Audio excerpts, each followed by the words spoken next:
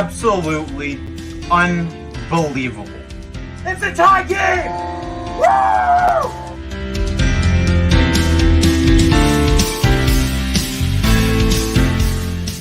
Finally!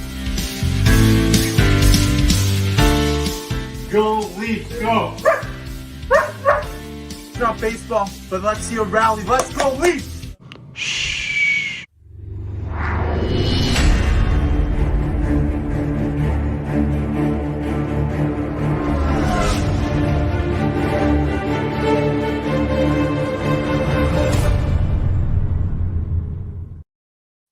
What's up, everybody? Welcome back to Maple Leafs Media. Happy New Year's and cheers to another Maple Leafs victory. Let's go. How's it going, Clarkey? Good. How are you doing? Thanks for having me on tonight. Big Leafs win. I'm doing great after this Maple Leafs win, their fourth consecutive win, and it's a 4-2 victory over the Edmonton Oilers at Scotiabank Arena, spoiling the return of Zach Hyman in Toronto. Spoiling him. He was mic'd up tonight, and we heard some interesting comments, but spoiled indeed. Spoiled indeed. Yep, and I don't know. One thing that I thought was pretty comical that Zach Hyman made the most of his tribute there. Did you see when he waved to nobody in the crowd? That was awesome. I mean, I was thinking about through the game what the tribute would have been if there were some fans in the stand. Unfortunately, we all know the situation. But yeah, it would have been nice if he had some fans there to salute him, because he would have got I think he would have got a big Leaf salute for sure. Yeah, he probably would have got some sort of ovation. I mean, Leafs Nation, they're big fans of Zach Hyman. We love the blue collar playing style that he brought. Chris says I look like Hyman. What? Well, I mean, honestly, I saw that comment, and that's why I was smiling, because honestly, now I kind of see it. I don't know. I see it. I don't know. I don't have his skills, I'll tell you that. So I guess question for you, Clarkey, and I think this is, I don't know. Do you still miss Zach Hyman on the Toronto Maple Leafs? 100%. Irreplaceable in my eyes, and 6th season with the Leafs. And prior to that, didn't really know much about him when he was coming to the Leafs, and he became a staple of the team. In the power play and penalty kill sometimes in front of the net, he was a nuisance for other teams. And unfortunately, or fortunately, we didn't have to see him too much tonight. He was -3, didn't have too much of an impact on the game. But yeah, I still miss him. I mean, Bunting has played a different role, but has been effective. But yeah, you got to miss Hyman. Yeah, definitely miss Zach Hyman. I agree. We all loved the way that he played for this team, and he brought a lot to this team, a lot of skill, a lot of grit, really everything you wanted to see from a hockey player. Zach Hyman would bring on a nightly basis to the Toronto Maple Leafs. But seeing with that, we understand why he had to depart Toronto. The money, we couldn't afford to keep Zach Hyman on this roster. So all things considered, I got to say that the Toronto Maple Leafs, Kyle Dubas in this front office, did a pretty good job in trying to ease the loss of Zach Hyman with names like Michael Bunting, Andre Kasha. A lot of these new additions are not exactly Zach Hyman, but they're trying to add up to be, replace those statistics and the impact that he made. Unfortunately, it's not baseball. We're in a cap-driven league, and yeah, you put the nail in the coffin there. Like, Hyman's contract was too large for the Leafs to take on. Imagine trying to sign Hyman, and what would it be in the top 5 or 6 players, like 50-60% of the cap more. So yeah, it wasn't going to work out, and the Leafs did make the right decision just in terms of from a financial perspective. But obviously, in a perfect world, he would still be a Maple Leaf. Definitely. It'd be nice, but it's like you said, salary cap driven league. ASC here says rusty, no energy, sloppy, and still won. Good teams always find a way. Leafs finding a way to win tonight, and honestly, the 6-0 victory over the Ottawa Senators is really hard to criticize the Toronto Maple Leafs on that night, but in the first period, I really thought they came out sloppy and looking like a team who's only played 2 games in 22 days. It's expected that they're gonna come out sloppy and rusty, and I would expect that. I don't know about you. Would you expect that? Yeah, you'd expect that. And I mean, obviously, we don't know what those players are going through. Some of them had some illnesses and whatnot. So coming back, maybe their conditioning's a little off. I mean, they did have Saturday to get back into it. A guy like Muzzin, too, though, he's just first game back. So I get why there's a bit of rustiness. But thankfully, to AC's point, to counter that, Edmonton was rusty, too. That first period for both teams was not the prettiest. Game definitely tightened up in the second and the third. But yeah, both teams were kind of all over the place in the first period, and Edmonton was struggling coming into it, which was evident at the start of the game for sure. Yeah, things aren't you mentioned the Oilers and they're struggling right now. Things are ugly over there in Edmonton right now. They're 0-3-2 in their last 5 games.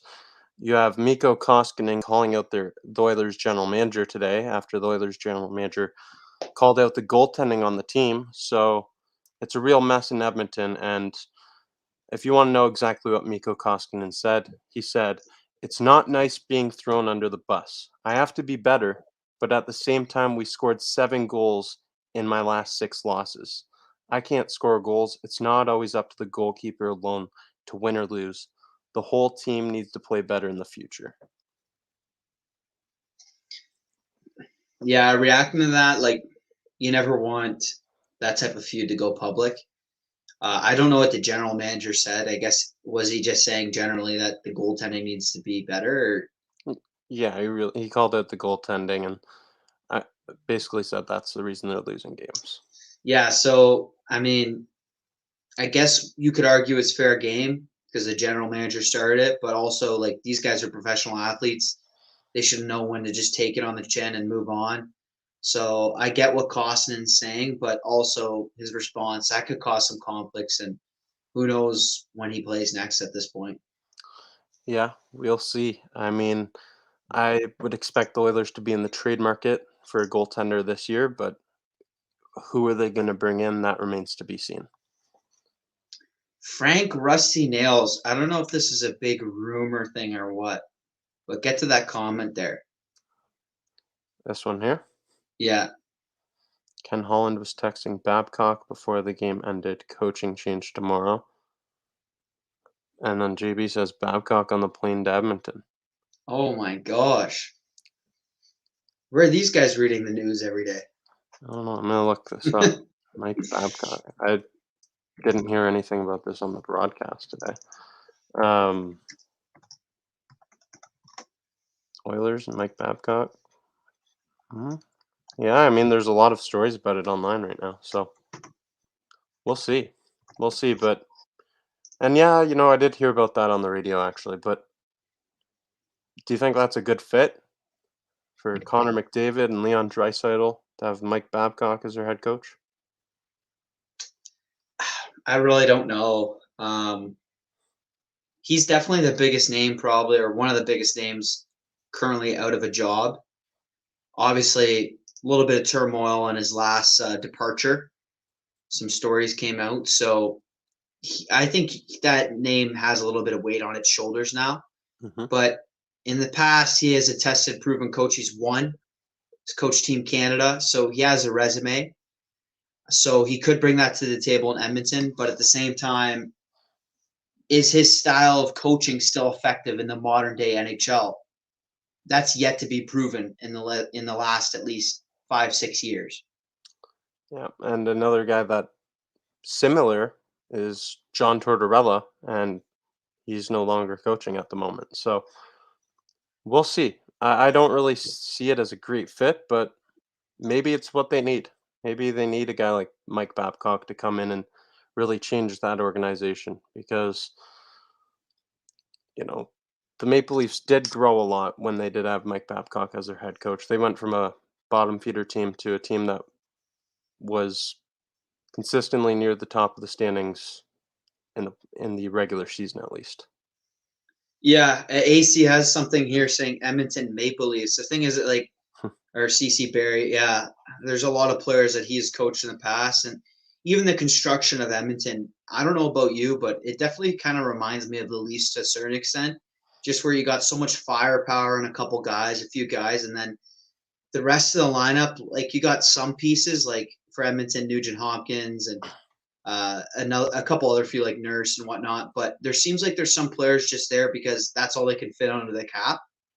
And I think the Leafs have started to move away from that. But for years, I felt that that was also kind of the Leafs situation where it's an imbalanced team. And it's very hard for a coach or the team in general to get consistency. Well, the team that I've compared Edmonton to multiple times on this show, and you've heard this before for sure, is Pittsburgh, the Pittsburgh Penguins, because you have two generational talents on your team. You should be winning more games. And I know Crosby and Malkin are older at this point in time, so it's a bit different. But really, the Yeah. Oilers, they're failing to surround Connor McDavid and Leon Draisaitl with adequate pieces to go far in the playoffs. Leon Draisaitl and Connor McDavid cannot do it all by themselves. The goaltending situation in Mike Smith and uh, Koskinen, it's Yeah, not that's a bad goaltending. I it's mean, not golden. It's not good enough. Mike Smith is a legend to a certain extent. Like he's had his years, he's had his moments, but he's getting older and he was been injured. Koskinen, I don't know if he's going to play much more in Edmonton And after then they've his also got comment. Stuart Skinner as well. So they have some goaltenders, but no one that's good enough to take you to a Stanley Cup final in my eyes.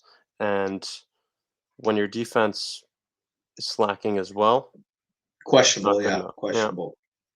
And up front, outside of Connor McDavid and Leon Draisaitl, you're really not getting the goal support that you need. So it's a tough situation over there in Edmonton.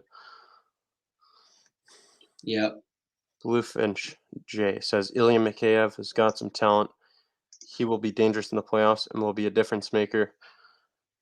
Thoughts on this, Clarkey? I mean, Ilya Mikheyev, and I don't know about if this was your comment or not, Bluefinch J, or your thoughts before, but it feels like just a couple weeks ago, a lot of people were suggesting to trade Ilya Mikheyev.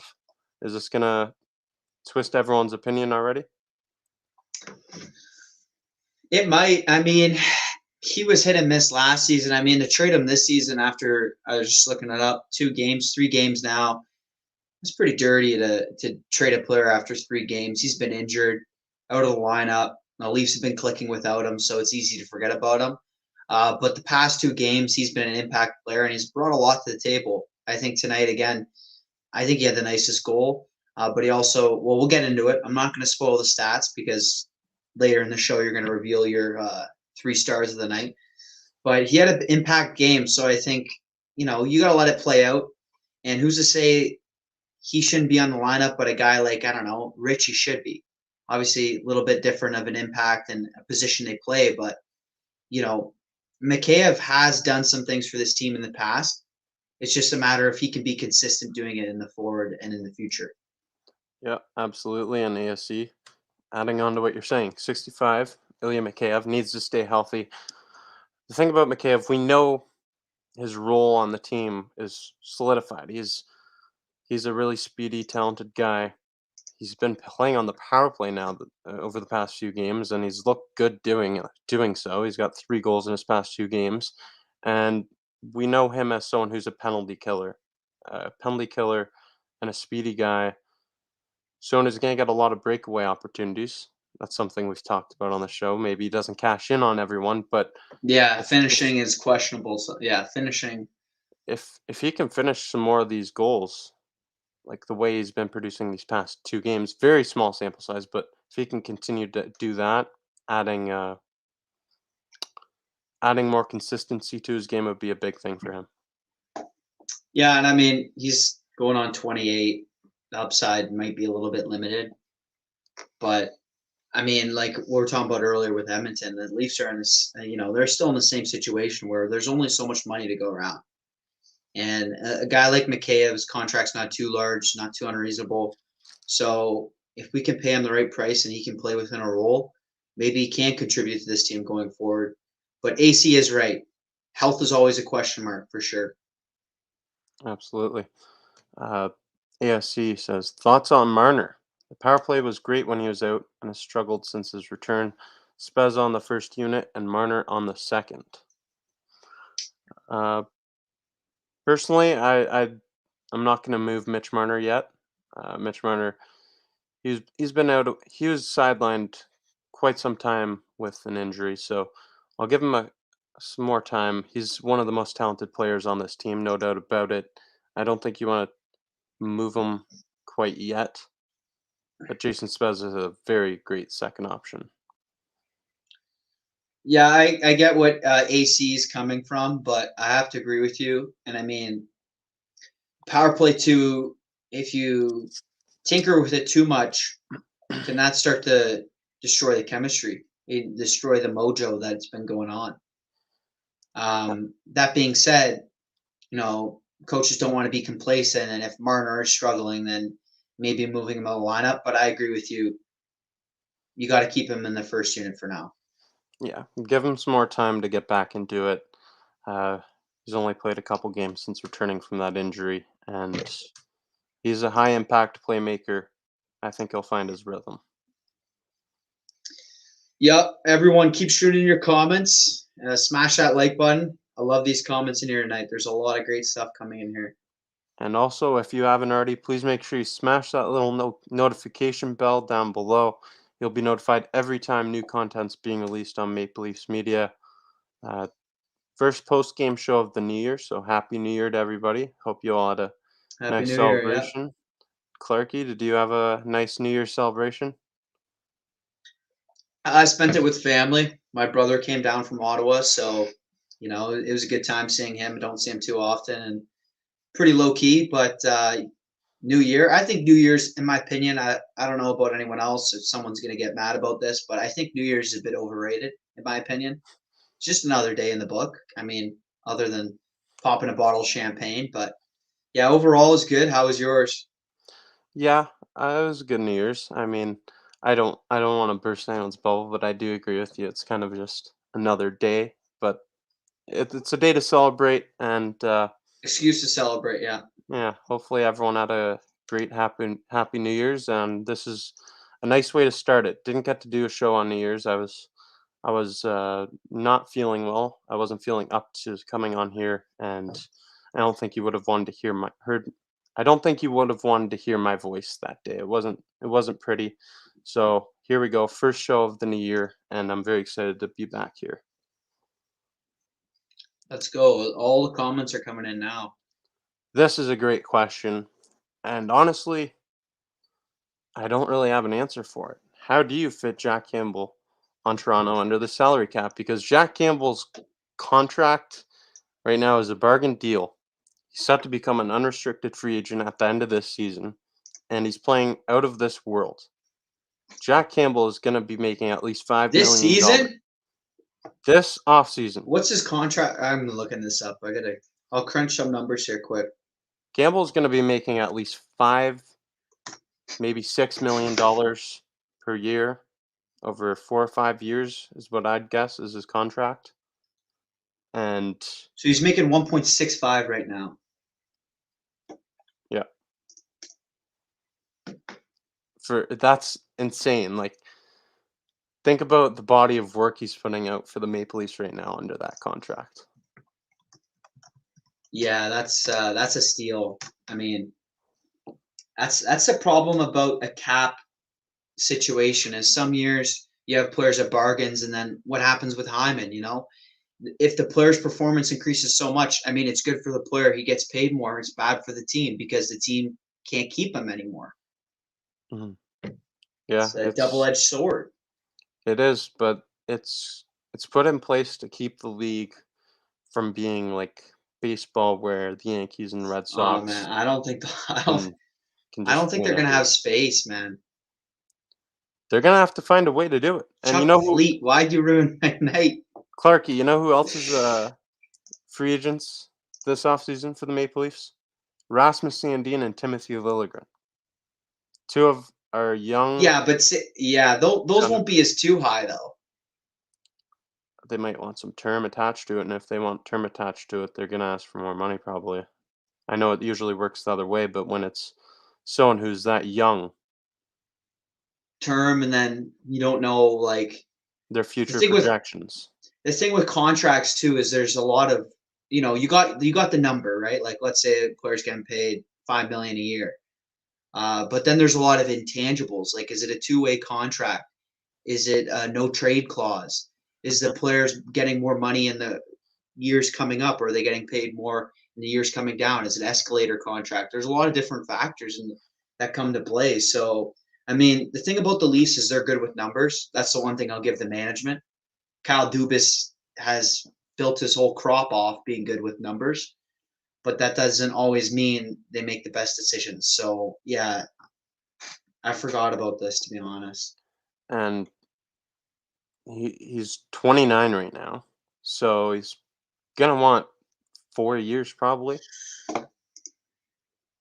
Yeah, that's not Sergeant good. Shocker says there's no way they'll give him more than they paid Freddie at 5 mil. They can't afford to. And Sergeant Shocker, I'm sorry to break the news to you, but they might have to. Like, you can't go into next season without Jack Campbell as your goalie if you don't have a replacement. And is Peter Mrazek going to be your replacement? No, That sounds very no way. shaky with his injury history. That reminds me of like Bernier, Yeah. or like Jagier or something. Like, that's not a solution. I'm sorry. He's a good backup. He's a good goalie, but I don't think he can be the starter.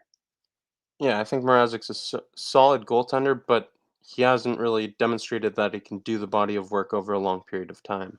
So, Mrazek's getting paid almost 4 million. He's getting 3.8. yeah. And That's not really good either. Between the two goalies right now is 5.4. well, T Dot's just part ways with Mrazek, and I've seen that. Like, a lot of people will say, "What about trading Peter Mrazek?" I'm not certain that the Leafs would like to do that, but it might be something that they have to. I think the Leafs, if they want to sign Campbell, they're going to have to get rid of Mrazek. Because Seems likely. if they sign Campbell, and let's say what was Sharker's number, 5 million. Yeah. Let's say best case they sign him for 5 million. I don't think they'll be able to get him for 5 million. I think he's worth more than that. Mhm. Definitely. They got 9 million in two goalies. That's too much. Yeah. Um, it's going to be interesting to see what happens here. Chuck Fleet says, which means someone big has to be moved to keep Campbell. Uh, there's there's a lot of things there's a lot of possibilities here. Frank Rusty Nails says 4 million would be a steal, but won't happen. I agree with that. No way. No Jack way. Campbell. You can say, "Oh, Jack Campbell loves Toronto. Jack Campbell wants to be here," but No. listen to this. Jack Campbell's current contract. What'd you say? $1.65 million. Yeah. Yeah. 1.65. He's gonna want more tacked onto it to make up for this year and last year. Yeah. I mean, again, like, you could make the argument he loves Toronto. Oh, he turned his career around in Toronto. Guy's human. What do we all like? Human nature is greed. Like, he'll want more money. He's not Yeah. going to take a $3-4 million pay cut. I bet you if he went to another team, I can't think of one. I don't know if you guys can think of a team that'd sign him, but he get 8 mil, 7-8 mil. I'm not sure that they would sign him because they recently got Nedeljkovic, but uh, you have Jack Campbell, who's from the Michigan area. What if he chose to go back to Detroit? Just an option. They have tons of cap space. Yeah. No, I agree. I mean, we're speculating right now, but yeah, I agree. This is a situation. We got the season in front of us with him, but I don't know what the Leafs are going to do in the offseason. I mean, he's only 2% of the cap right now. Yeah. And then I'm looking at this right now. The top three guys are 14, 13, 13. Like, that's And crazy. and at the goaltending position, which it's a very pressure filled position. You need a goaltender to win a Stanley Cup. You need a solid goalie to win. Yeah. I'll 1 sec. I'm going to come up with a number here. You keep talking. Okay. So While Clarkey's coming up with that, I should inform you that the Maple Leafs' scheduled game for January 17th against the New Jersey Devils has been postponed, and it's been postponed to a later date. It remains to be seen when that will be, but that's come into play due to the fact that there's no fans attending these games. So the Maple Leafs and the NHL, they would like to get some fans in the building at some point. Yeah, that's unfortunate. Oh, sorry, the only thing I was going to add on to that Campbell discussion was, okay, if Campbell got paid 10% of the cap, 8 million, which he could get paid 8 million. No. Okay, let's just say he did. The Leafs would have 50% of their cap next year in 5 players. Sorry, not 5 players, 4 players. 4 players, 50% of the cap. But anyway, that's just speculation. But anyway, let's get on with it. So Frank Rusty-Nail says Mrazek will. They'll try to move Mrazek. If not, a buyout will happen. Very well could happen. They need to figure out a way to re-sign Jack Campbell, and how they do it remains to be seen. I agree with you, Roger. 3 stars of the game, Clarkey. This is a discussion that we had for a long time because there are some players that stood out, but not to the point where it was definitively clear of who we were going to give the 3 stars of the game to. And there's probably going to be some debate about this. But Let's hear the myself, comments. Let's hear everyone's comments. yeah, who do you have for the 3 stars of the game? Leave them in the comment section. My first star, Ilya Mikheyev. Ilya Mikheyev played 14 minutes of ice time tonight, 6 shots on goal. He had a goal, 3 goals in his first 2 games back. I'll take Ilya Mikheyev as my first star. Second star, we have defenseman TJ Brody with a laser from the point there. Snipe. Maybe not a laser, but he scored. TJ Brody with a goal, 3 block shots, a hit, and he had 1 shot on goal, which means he had a shooting percentage of 100%. Kind of a useless stat there, but 100% shooting percentage. William Nylander as my third star. He had 2 assists in this game, and as always, high-flying Willie Styles. Yep, we came up with it together, so I want to hear some comments here. I'm not going to debate you on this because I agree with that. Third has to be Soup. See, this is where we knew the Soup comments would come in, and you can make the argument. You can make the argument for Jack Campbell because he made some big saves during the game, although maybe not as big as he usually does, which that's a compliment because he's usually standing on his head even more than he did, and he did a lot tonight. Mm-hmm. But I think the 3 stars, Brody doesn't score much. He had 3 blocks, hit. His 52nd career goal. 52nd. So, yeah, he gets some production. And then Nylander, 2 assists. He was involved tonight. Pretty flashy. Yep. And Richard says third got to be Soup. So, I mean, I feel like we give Jack Campbell one of the 3 stars every single game. Yeah. And it's kind of an excuse not to change. It's an excuse to change it up a bit. We all love Jack Campbell, but we're gonna spread the love here and give some other players a chance to be in the 3 stars. I thought William Nylander, Ilya Mikheyev, and TJ Brody were all more deserving of the 3 stars tonight than Jack Campbell. 28 saves on 30 shots for Campbell, but not for me. Not a 3rd star in my opinion tonight. Yeah, I agree. Brody had 3 goals in his last 3 games. TJ Brody, the new sniper for the Toronto Maple Leafs. Yeah, he's got to put that sniper away because he's, watch out. He's going to win the Norris.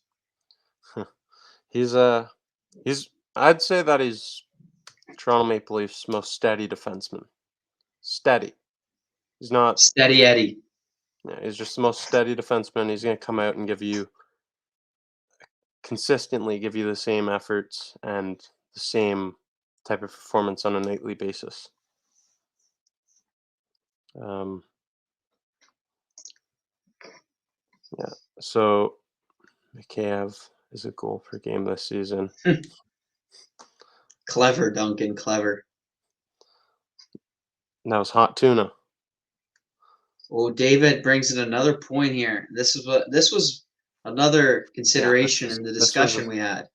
Yeah, we did have a discussion about this, and I Clark, think you had this guy at second at one point. I thought about it, but you know what? His stats were a bit inflated tonight by the empty net goal. Yeah. It sealed the deal in the game, but it wasn't exactly a beautiful goal. An empty netter he scored from center ice. So, yeah, Kerfoot, decent game from him. Good intermission interview, but in my opinion, not worth the third star tonight. Yeah, again, I think this is even a little bit harder to make the case for than Soup. And I mean, if you're just looking at the stat line, well, obviously you'd probably select Kerfoot over Brody. But when you watch the game, not that Kerfoot didn't do enough, he had a great game, but I think you got to give it to a defenseman that scores. And I don't think you can make the argument Kerfoot over Mikheyev or Kerfoot over Nylander, even though he has more points than Mikheyev. If you watch the game, I think Mikheyev 6 shots on goal. He had the nicest goal in the game, and he's a point per player game right now. So yeah, I don't think you can put Kerfoot, but I get it if you do. I'm not going to hate on it. And Hot Tuna says Kerfoot is quietly doing his job, and I agree with that. Alex Kerfoot, he's looking good out there on the second line with William Nylander and John Tavares. Wouldn't mind an upgrade at that position. Not saying that I want Alex Kerfoot off of this team, but if we could add another player to the top 6 to slot in on that line instead of Kerfoot, move Kerfoot back down to the third line, I would not be opposed to that at all. But yeah, he's quietly doing his job. He's not really getting the recognition for it. He's not going to get much recognition because of the players that are around him. So yeah, he's doing what he needs to do. Yeah, I agree. I mean, he's the type of player that I think we I don't know, at least I do as Leaf fans, they kind of forget about him a bit, but always you got to appreciate him because he's in the limelight of stars on that team. And I think when he was even on the third line last year, watching a lot of games, like he takes sometimes the only main criticism I have of Kerfoot is that sometimes he takes dumb penalties. I think he does. Yeah. But he brings a lot of speed. He's a smart player and he's involved in a lot of plays. So, I agree that he's quietly doing his job and he has been the past couple of years on the Leafs. And I also think that I like him better on the third line in general, just because he adds more depth. He adds a little bit more threat to that third line. Although he has been playing good on the second, I think on the third line, he adds more depth. But who are you going to put on second right now? Richie? You can't bring Richie back up. No. It's right now you don't have if Mikheyev keeps playing like this, you could move him up, but we're not going to get into that yet. Not yet. Right now, The finishing, man, the finishing. Yeah, right now you keep the lineup as it is. The Leafs have won 4 consecutive games. Their power play now 9 consecutive games with a power play goal. Their penalty kill's been outstanding. So the Maple Leafs firing on all cylinders. Everything that they need to work has been working for them as of late. Yeah, I agree. They've only played 2 games in the last 22 days, but it's nice to see them carrying over the success that they were having before now. Because something I was worried about Saturday when they played against Ottawa Senators was coming out very slow, and I thought they came out sloppy Saturday, but they still came away with the victory. Tonight, same kind of thing, but it's hard to bash on a team that has won 4 consecutive games, played 2 games in 22 days. It's hard to criticize them. Yeah, and again, these players have had to go through adversity going through the holiday season. Some of them had sickness, and they weren't able. Probably some of them weren't able to see their families, and practicing was probably an issue. So, I mean, who knows what's going on behind the scenes? But I agree, the Leafs have been rusty. Hopefully, they can shake off that rest going forward, and hopefully, the NHL doesn't start canceling more games because they're worried about their pocketbook. That's all I have to say. Is I don't know where or what planet Gary Bettman is on, but up here in Ontario, I don't think things are changing at least the next couple weeks. So, buddy, stop canceling the games for your pocketbook because I don't think you're gonna, when you defer them to the Olympic period, sure, but at some point we got to start playing more games, man. Yeah, I mean, honestly, the question is like, when you're canceling these games, when are you going to make them up in February? You think that I I don't guess know. We so. I could, guess because of the Olympics now, yeah, if they've canceled Olympics. we are not government officials, but to me, it doesn't really look like there's going to be fans in February either. So, Well, it doesn't look like, and this is speculation again, but it doesn't look like it's going to be full capacity. It's not going to be Florida and Ontario, is what I'm saying. yeah, definitely not. But yeah, I'd like to see games played. That's all. I don't want to see 22 days with a couple of games. And Gordon Graham, uh, big comment about Ilya Mikheyev. Mikheyev does a lot of useful things besides score. Scoring is a bonus. Getting in hard on the forecheck, being in good defensive position, driving the net, all good. That pretty much sums it up. That sums up Ilya Mikheyev right there. And if he can score, it's a bonus, just icing on the cake. He's been scoring in his last 2 games. Again, small sample size, but if he can continue to add that offensive fire to his game, that'd just be another asset that he brings to the Leafs. Agreed. I mean, I think forechecking is an underrated aspect of the game. You have a player that really gets into the dirty areas in the offensive zone, and he does back check too. But yeah, I think Gordon nailed it. That's a great way to put it. He adds a lot of factors to the game where it not always on the stat line. And Mikheyev is a piece on this team that we need going forward, I believe. Just hopefully he can stay healthy. Yeah, definitely. He's had some tough injuries and throughout his young NHL career at least. He had that wrist injury. We all remember that gruesome injury. He got slipped by a skate there. He's had hand injuries. So it's been a tough go for Mikheyev staying healthy, but if he can do that, he is a I very guess valuable player. part of that forechecking and being physical comes with the price, and unfortunately he hasn't had the best luck with injuries and timing on those, but hopefully he can get back to full strength soon. It looks like he is right now. Yeah, he's looking good right now. He's coming out and clearly playing with a lot of motivation. So it's nice to see him bring that fire to the lineup for sure. And if you haven't already, please know the drill. Make sure you smash the like button. And if you haven't already, hit the notification bell to be notified every time new content is being released on Maple Leafs Media. Smash it, yeah. It's always fun coming on here, and I love all the comments here tonight. Everyone's got great insight. That's what makes the show. Yeah, absolutely. Wouldn't be possible without everyone tuning in here, leaving their thoughts in the comments section. And it's just so much nicer feeling when the Toronto Maple Leafs come away with a victory, isn't it? Yeah, it feels like a couple. It feels like a couple weeks ago, like Christmas morning again. Yeah. I'm Yeah, waking there you up go. and just in a good mood. Uh, going to bed this time. Well, yeah, it's a good vibe right now, and let's keep it going. The Toronto Maple Leafs on a 4-game winning streak right now. Their next game is scheduled for. It's really confusing right now. Actually, I have to double check to make sure there's no more postponements here. Yeah, I think it wasn't all Leaf. It was only one Leaf game. Saturday at Colorado.